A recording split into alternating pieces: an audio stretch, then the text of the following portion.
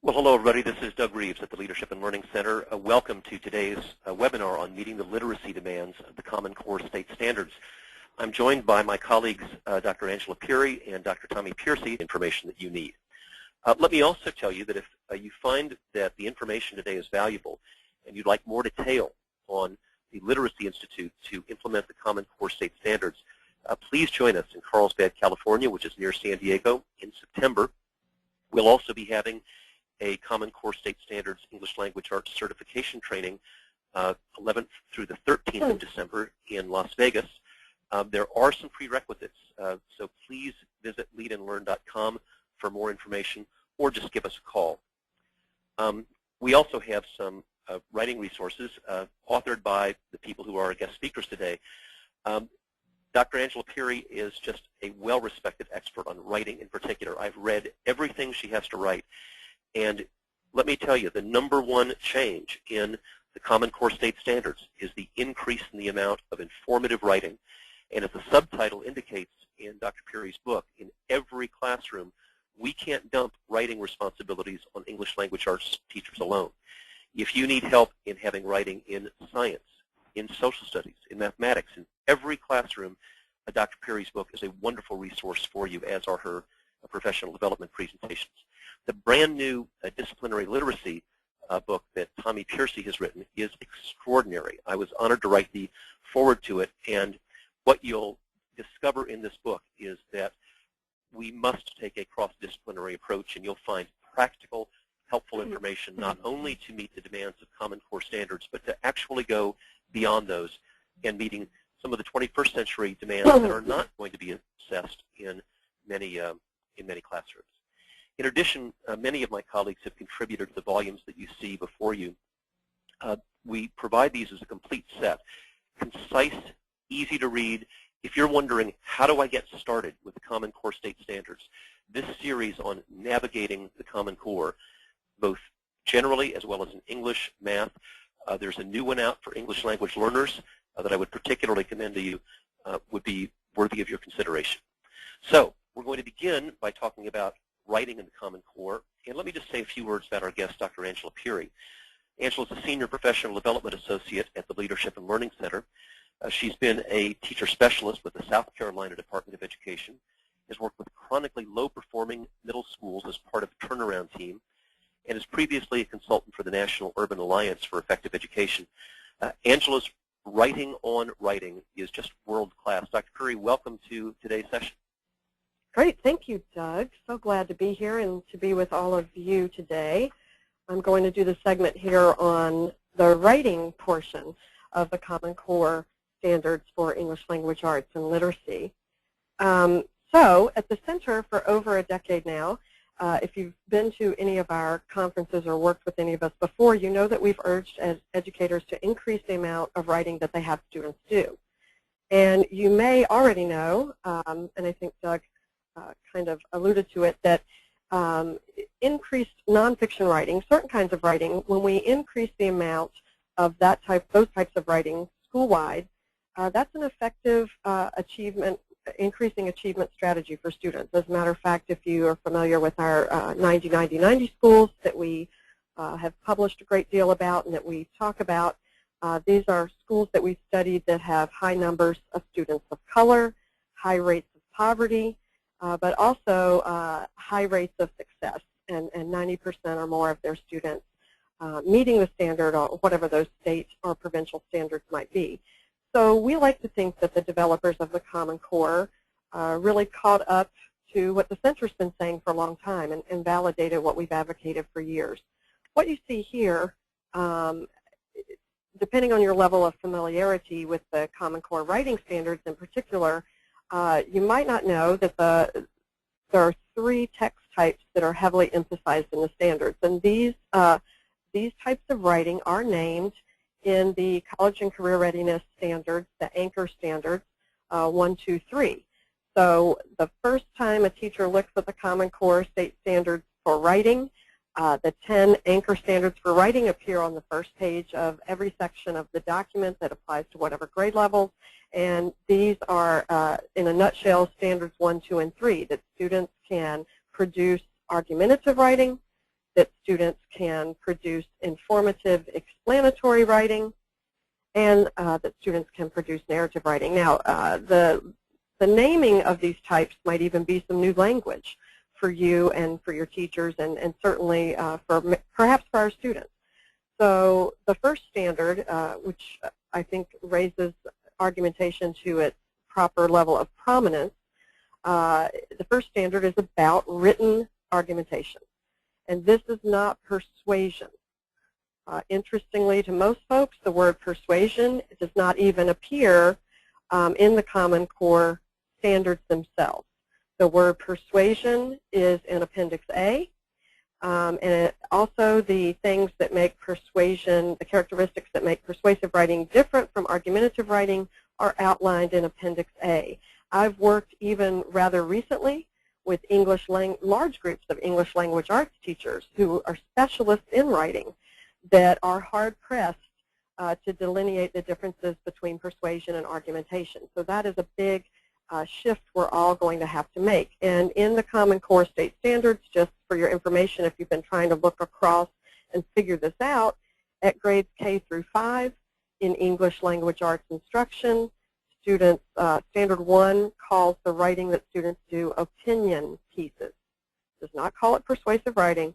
It calls K through 5, the writing for Standard 1 is called opinion pieces. At grade 6, the standard changes, and the word claim is first used in grade 6. From grades 6 through 12 in ELA instruction, students are writing arguments, not persuasion. And the learning progression lays out very clearly from 6th grade to most of the hard work of learning what logical argument is versus other types of writing is in the 6 through 8 in those 3 grade levels in Standard 1. Also at grades 6 through 12 in history, social studies, science, and the technical subjects, argumentative writing is a focus, and that is with discipline-specific content. Just to touch on the other 2 types of writing very quickly, informative explanatory is the language that the Common Core uses. This is what most of us have called expository writing in the past. I think the naming, the terminology here is to represent, to suggest the full range of writing that could really be called informational text. So everything we know about expository writing, but also things that haven't fit into the straight expository mold are included in Writing Standard 2. And then lastly, Writing Standard 3, Anchor Standard 3 is about narrative writing. The narrative writing, of course, is prominent in the early grades, as it should be. And in the later grades, of course, it should be a part of English language arts instruction. It will always be English language arts teachers' jobs in secondary school to teach about writing good narrative. But in accordance with the NAEP guidelines that are in the front matter of the Common Core document, as students move through middle and high school, narrative writing is of lesser importance, and explanatory and argumentative writing become more important as they are used in all disciplines. So as NAEP recommends, they should consume the majority of a student's time. Another thing important about these standards is Anchor Standard 10, if I could call your attention to that for a moment. Both process writing and writing on demand are important in the Common Core. Anchor Standard 10 clearly indicates that there's a need for both. And there is, of course, value in having students produce a significant amount of writing on demand. So, for example, like you see these kids here, maybe doing an essay on demand, maybe doing an extended constructed response item on a test in a test-like situation. There's also value in having students craft their writing and work on a writing piece over a period of days or weeks. And research writing is embedded throughout the standards, so certainly that is the particular kind of writing that students would do over time and through multiple drafts. Okay, if we could go to the next one. Thanks, Doug. So just to pull in a few quick things you could do, and these are in my book, Writing Matters in Every Classroom. I just wanted to talk with you about 3 writing to learn strategies. They're the ABC list, the top 10, and the top 3 with justifications. These are the names I've given them. You might know of some things like this just called something else. But these are easy to implement, easy to do. So first of all, the ABC list. If you're familiar with literacy expert Janet Allen, you might know a strategy she has called alpha boxes, very similar. Also, another person that's written about writing across the curriculum, Evelyn Rothstein, calls something like this taxonomies. It's basically brainstorming words and phrases using the alphabet as your guide. So you have kids jot down the alphabet, or some teachers, if that's going to take too long, kind of prepare a little handout or something where that's already done for the students, and you turn the students loose for 2 to 3 minutes to brainstorm words and phrases related to the topic or concept they are studying. So again, it only takes 2 or 3 minutes. It's fast, and they're trying to rapidly write down ideas, things that, connected to their learning. A lot of teachers also then use this as a cooperative learning, so they put kids in pairs for maybe 2 or 3 more minutes and let them help, share words and try to fill up the whole alphabet if possible. They certainly don't have to do that, but I find that kids like to do that. Now, ABC list can be used all by itself as a pre-writing strategy. It can be used as a quick formative assessment to see how many words from the discipline, words and phrases and important topics, important things students understand that they're learning, and it can be put away after that, and you can come back to it and do something with it later if you want. But an interesting thing you could do immediately after, depending on how far they're into the unit, or the next day, or close to an assessment time, is then move to the top 10. So a top 10 list is kind of like what David Letterman does, but not as raunchy as that, certainly in the classroom. What students then do is create 10 statements. So these are not brainstormed words and phrases. These are complete statements, complete sentences that describe the most important things that they've learned about whatever topic or concept that you're focusing the top 10 list on. So this moves us from brainstorming random and the ABC list and put it away and maybe use it for something later. Now if we move to the top 10, students are writing complete sentences. We can have them share with each other. And again, that can be a great little formative assessment, or it can be something students return to study, or that they can return to write from. Now, the most difficult thing is, and I've seen teachers brilliantly weave all 3 of these through a period of days or during a unit. The last thing here is the top 3 with justification. This is even more challenging than the first 2. This is where students make 3 statements about what is absolutely critical, most important in this unit, about that topic, about the concept, whatever it is, however you frame it as the teacher. Then they have to also write a short explanation, a justification of why those are the 3 most important things. This can also be combined with some informal speaking. Students can try to persuade each other that, yes, I agree with your 3. Students have to defend their reasoning and their logic of why they picked the 3 that they did. So this is kind of, moving kids toward an argumentative stance.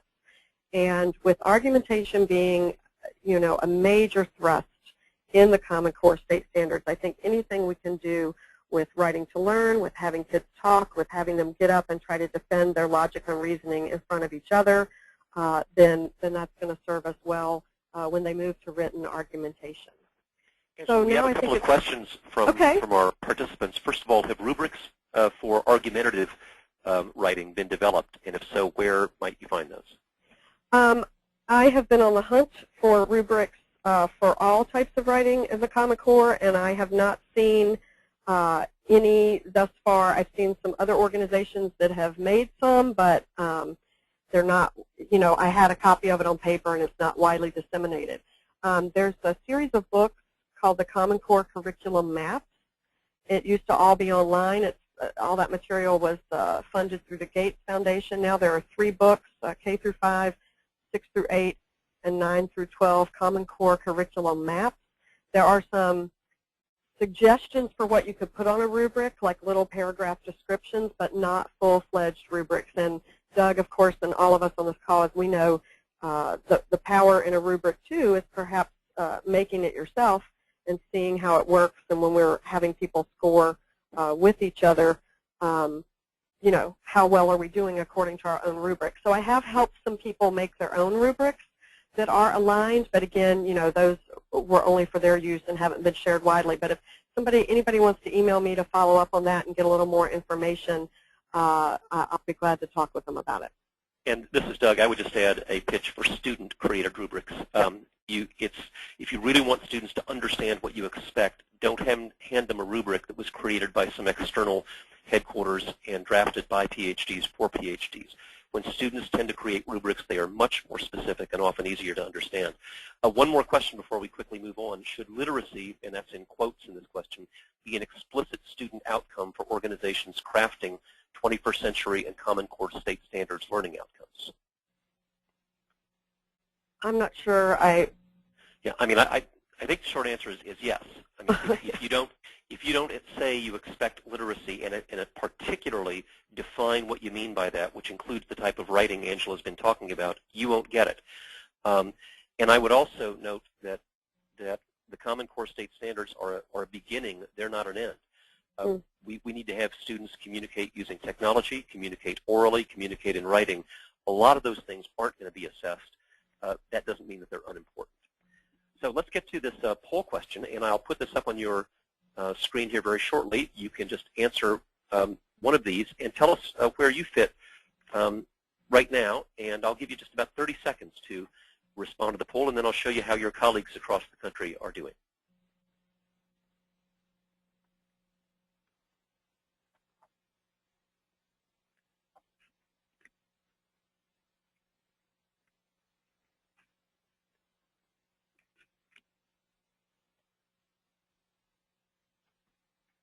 And take about 10 more seconds, please.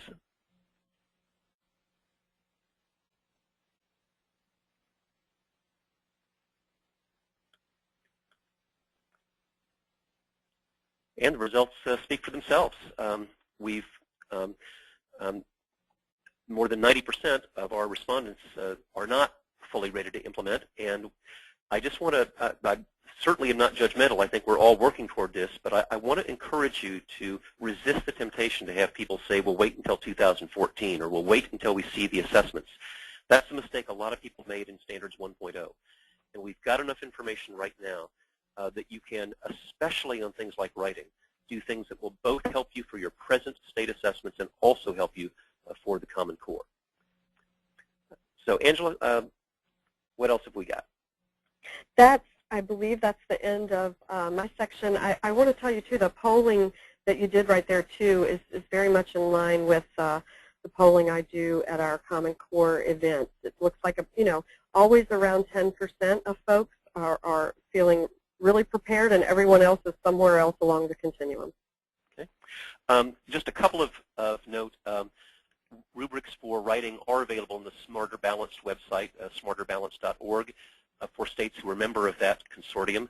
Also, the Delaware Department of Education has rubrics that they developed for each type of writing. That's available to anybody on their website as well.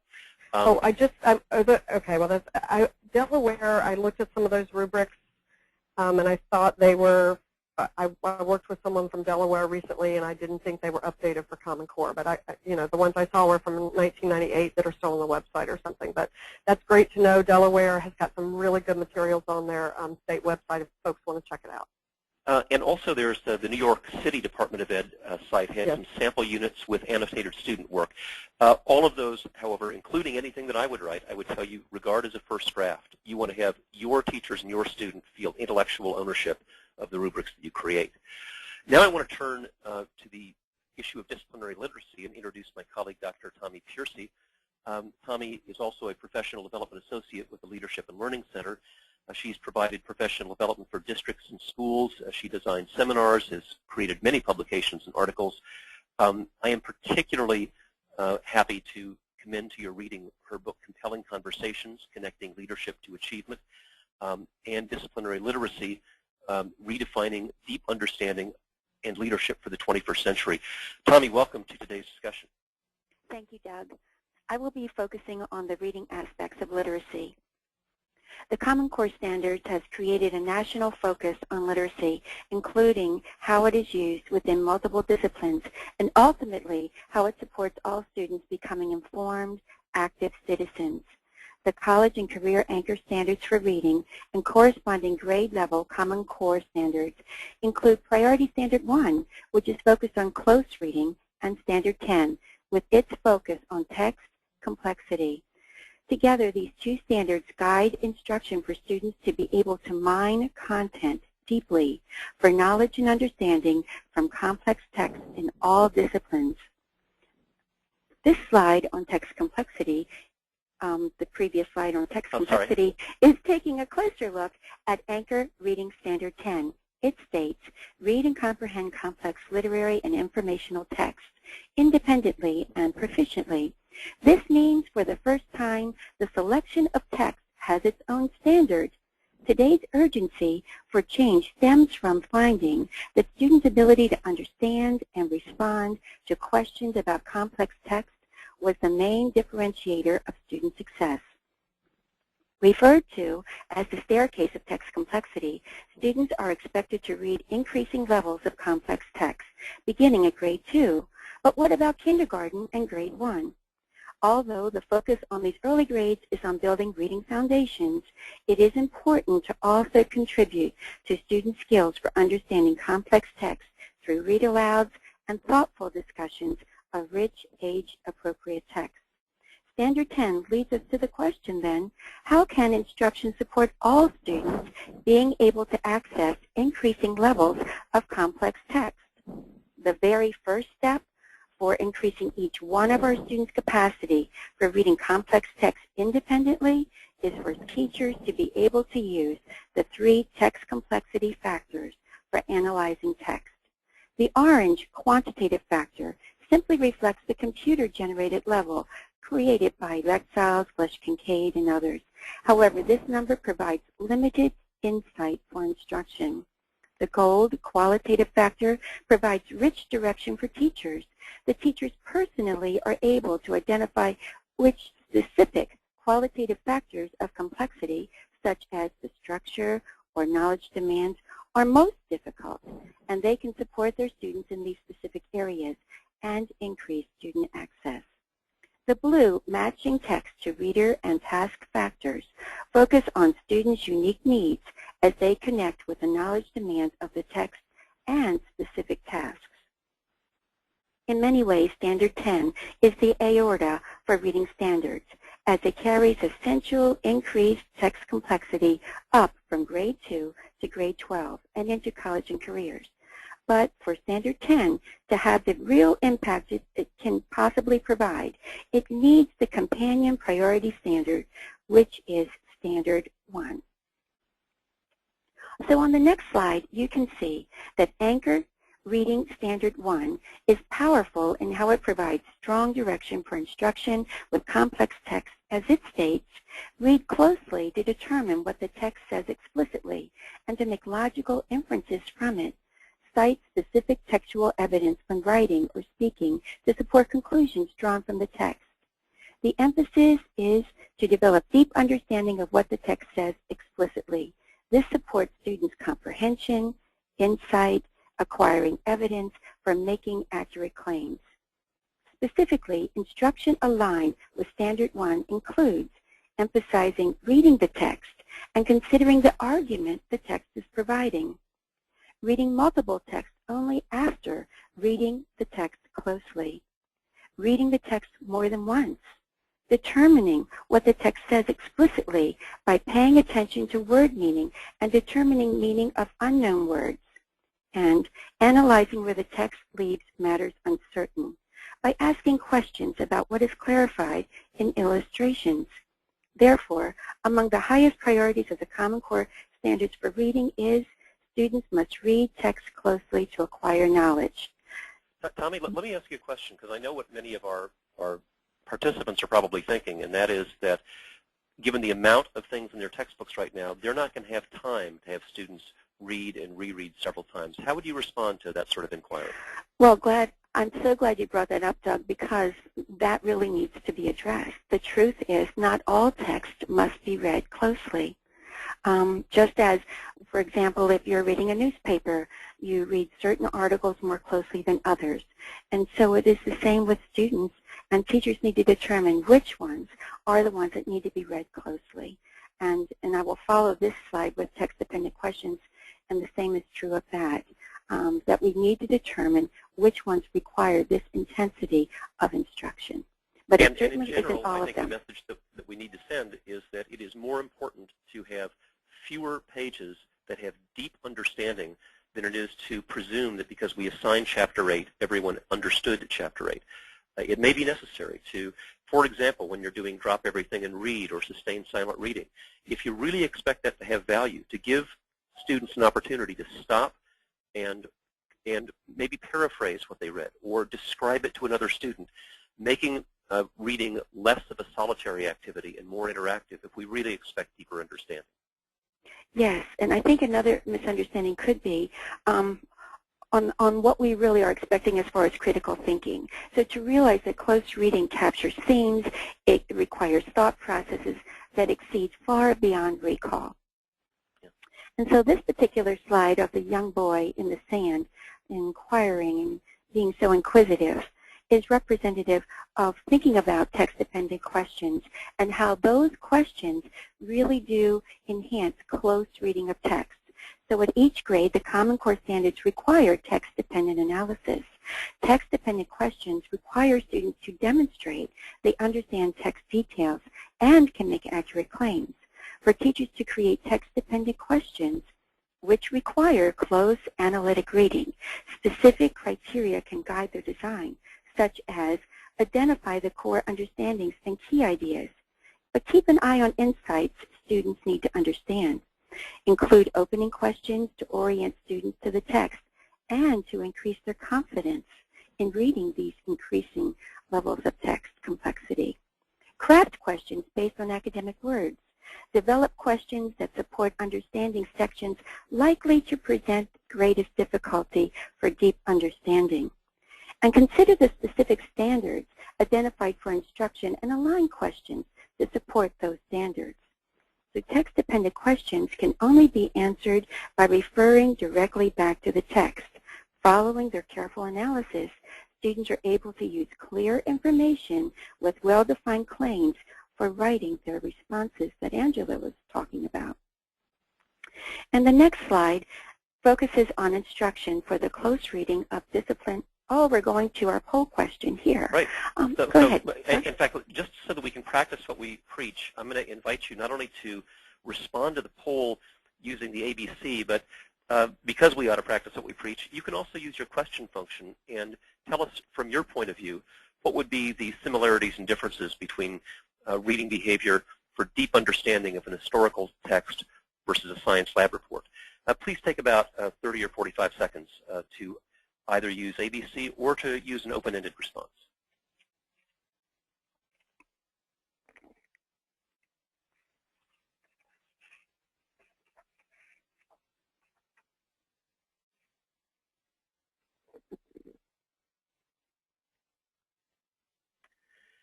In about 10 more seconds, please.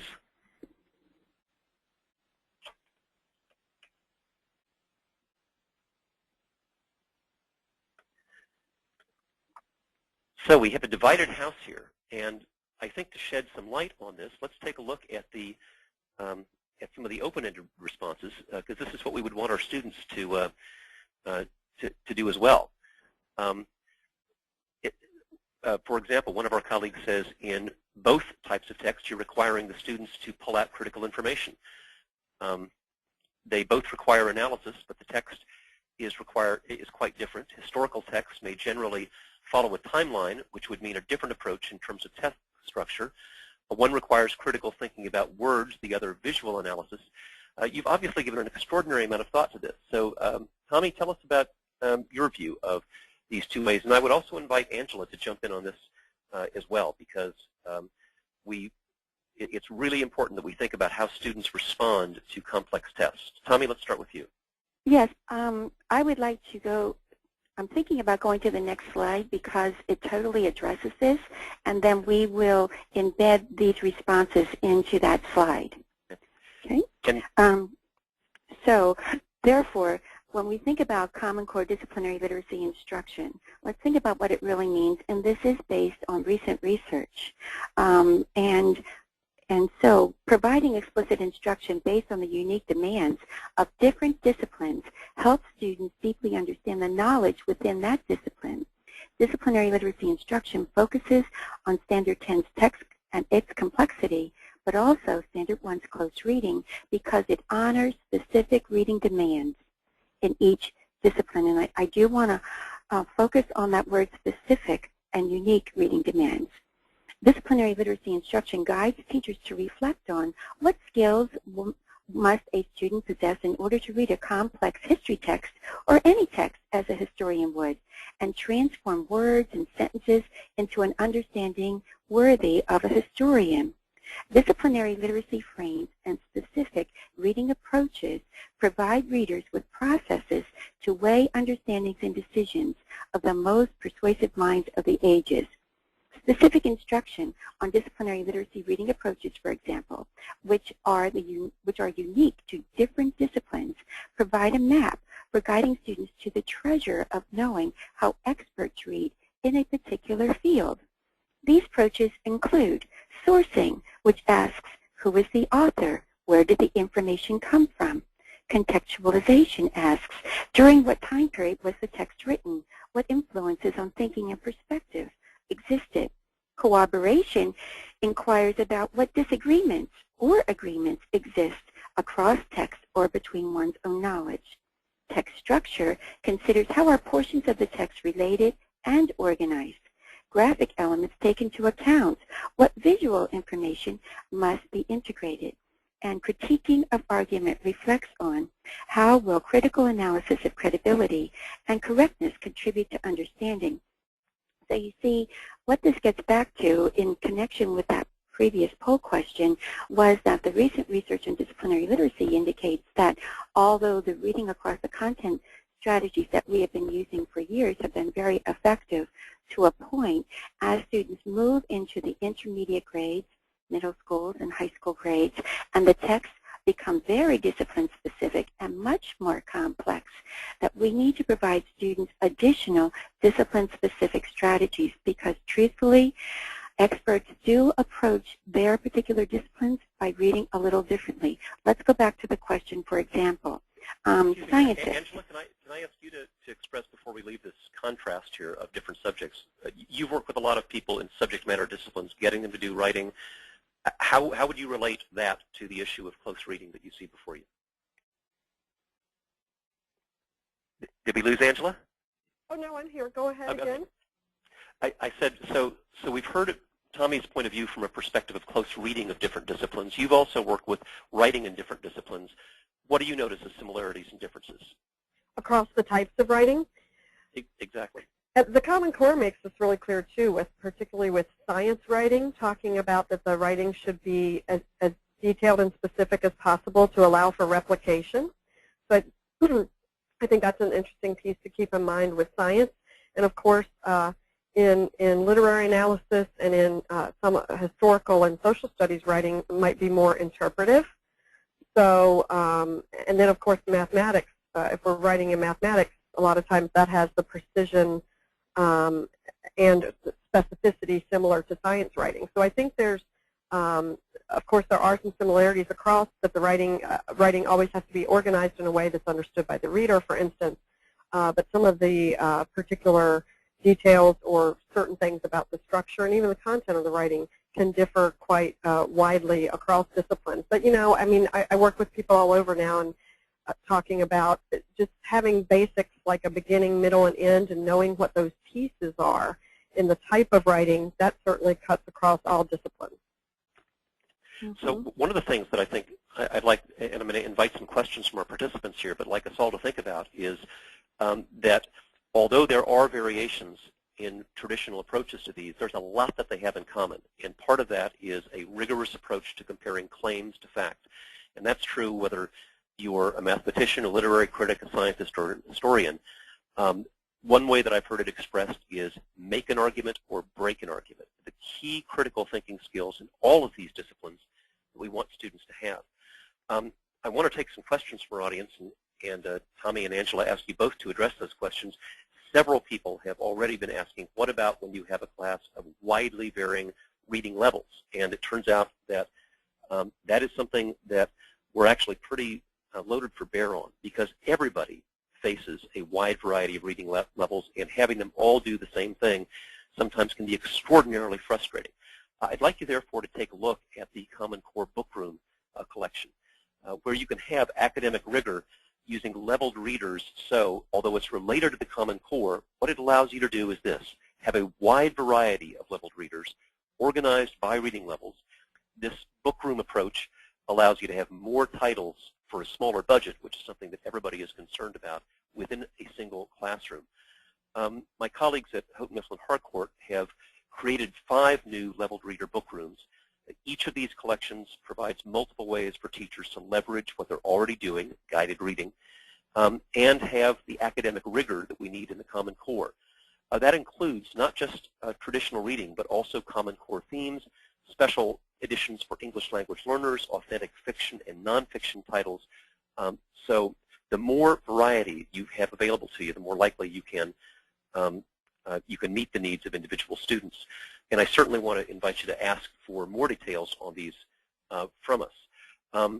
And if you want to use the question function and learn more about that, all you have to do is just put bookroom in your question function. Now what I'd like to do is to turn to our colleagues who are participating and get Thommie and Angela's understandings of their questions. Thommie, here's one for you. We've talked a lot about what does require close reading. What are some examples of where cursory reading is okay? I believe, for example, in reading a novel, when you're moving along and you're reading and taking in the concept and the flow of the text, but then when you're reading a novel, you stop to key points that are really defining important elements of the text and of the plot. So, I mean, that's just one example. Another would be like a mathematician, reading like a mathematician.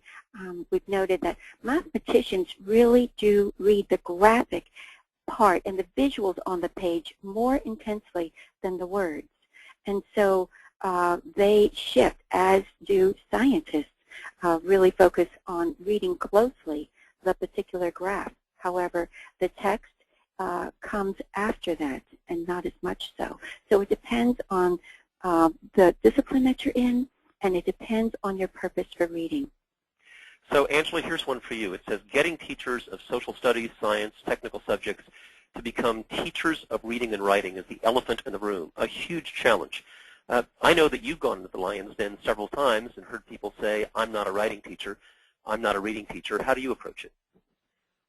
Well, in the Common Core, the best friend to anyone out there, if you're working with folks in the other disciplines, is to show them the part of the Common Core for ELA and literacy document that is their section. It starts on page, there's a title page on page 59, and then it starts on page 60, and so it's the very last little sliver of the document. So one thing we do to relieve people's panic right off is to pull this section of the document and say, here's the piece that's your piece, literacy and history, social studies, science, and technical subjects. And they get, there is a moment of relief of, oh, this is it. Well, of course, then when you start digging in, it's quite complex. But what I try to help people see is we're not asking you to be the reading and writing specialist. We are asking you to work with reading and writing in your discipline. So, what would you want to have kids write? What have you had them write in the past? I mean, teachers have tried sometimes certain types of papers, argumentation, research, reports, and so forth, and it hasn't worked well for them. So if we can go back to something they've already tried and then show them how it can be done, look at how it fits with Common Core, what might need to be changed, and then talk about how we could actually carry that out in the classroom. Also, the academic vocabulary piece is huge, because I've not yet asked a content area teacher, aren't there important words in your discipline that you want students to know well, and you want them to use those words in speaking, in writing, not just to show you they know them on a test or whatever, but we want the language of the discipline to be a part of the students' used language. And those are the two areas. You know, let's look at what you could write and what fits with what you're teaching, and then let's also look at the important academic vocabulary in your discipline and how we can help kids know that through the reading and writing that they need to do in your class anyway. And Doug, if I could add something to that. I've noticed in seminars that when people come in, they feel a little overwhelmed by the idea. And when they leave, they're actually excited because they realize that the whole concept of disciplinary literacy and those particular standards for reading, history, and science is really to honor those particular disciplines. And so the teachers in those disciplines are excited and they feel embraced and acknowledged that this is really a way to honor their content and not to discount it. And so I think they feel like they finally have tools to help students be successful in reading their content and writing to it. Several people have asked what we really mean by how science and math are distinctive. And let me just address that as a way to kind of lower all of my math and science colleagues' blood pressure a little bit. We're not asking people to write 5-paragraph essays about the life of Pythagoras. The Pythagorean theorem is what's still important, but what we do need students to do is to be able to explain what they're measuring, what they're describing, using numbers and symbols and words. A classic example is that we've got to be able to have them not just plot a graph, but to explain in 2 or 3 sentences what the graph means. As one variable changes, what happens to the other one? And that's the same sort of relationship, whether it's heat and the impact on a substance in science, or 2 variables in a population in a social studies class, or in a math class. Explaining how things change over time, or how things change in relation to another variable, those are what scientific reasoning, mathematical reasoning is all about, and that requires words, not just symbols and numbers. The other thing that I would add is critical reasoning doesn't necessarily mean that we agree or disagree, but it certainly means that not every hypothesis is true. And I wish I'd see more lab reports that did not end with the words, and therefore my hypothesis was right. We're really engaging in scientific reasoning when students are able to read maybe a contrived lab report that you created and say, wait a minute, their conclusion wasn't supported by these measurements. Or, better yet, turning a doubting eye toward their own work and say, you know what, my hypothesis was wrong. So being critical means not only critical of ideas, but also matching facts to claims. It's one of the most important things the Common Core refers to again and again when they talk about evidence in writing. We are unfortunately running out of time, but we have had many, many questions that you've raised on the webinar. I promise that we will not only get to those, but we'll also heed your advice for things that you want to see in future seminars. Several people have been asking for support for struggling readers and what we're going to do to catch up. And I'll tell you, that's not only an issue for the classroom teacher, but every administrator on this call needs to be thinking about, are you going to give teachers more time to close the gap between what standards are required now and what the Common Core will require? In many cases, that's not going to be done with a 45-minute 6th grade math class or a 90-minute 4th grade literacy block. It's not just a question of technique. It will require more time. We want to be sure to invite you to our upcoming events, the Literacy Institute in Carlsbad, the Common Core State Standards English Language Arts Certification in Las Vegas, and also invite you to continue to return toward to the leadandlearn.com website for many resources, including today's webinar, as well as the books by my colleagues, Dr. Peery and Dr. Piercy. I just want to thank all of you for participating, and Thommie and Angela, thank you so much for your participation today. Thank you, Doug. Thanks, everybody. Have a great day.